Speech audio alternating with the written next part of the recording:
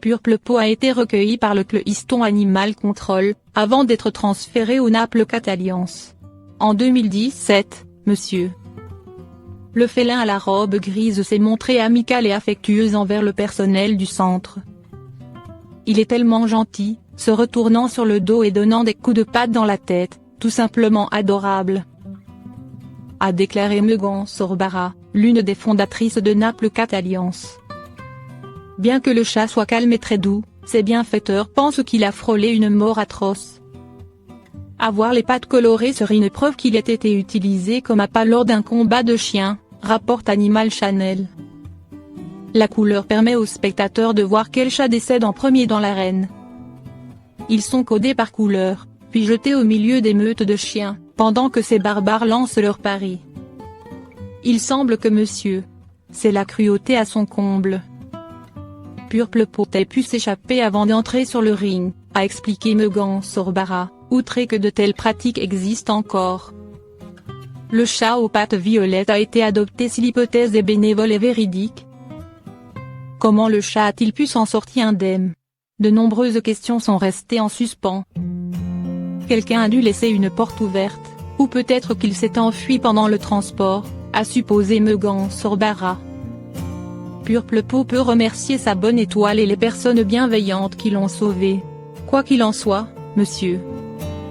Une semaine après avoir été placé dans le refuge, une famille l'a adopté. Il est aujourd'hui en vie et en bonne santé. L'animal au passé tragique coule désormais des jours heureux auprès de ses propriétaires aimants. Marley, une femelle croisée Labrador Retriever de 8 ans, a sauvé sa famille de l'agression d'un intrus, comme le rapporte le New York Post. Vendredi 26 mars, l'aîné hommes étaient endormis quand un homme s'est introduit dans leur maison à Villy, dans l'état du Texas. Il faisait noir et les parents, Taylor et Amber, ne pouvaient pas voir l'assaillant, mais ils entendaient la chienne s'agiter. La mère s'est dirigée vers la chambre de leur fille Finlay, 6 ans, et Sadie, 4 ans, pendant que Taylor s'est mis à chercher le cambrioleur. Quand il a allumé la lumière, le père s'est retrouvé face à ton femme, 53 ans, qui essayait de se cacher dans un coin en tenant un couteau. Taylor et Marley l'ont courageusement affronté. La chienne l'a mordu pendant que son maître le frappait au visage. Tous deux ont toutefois été blessés par l'individu, la première à la poitrine et son propriétaire au bras.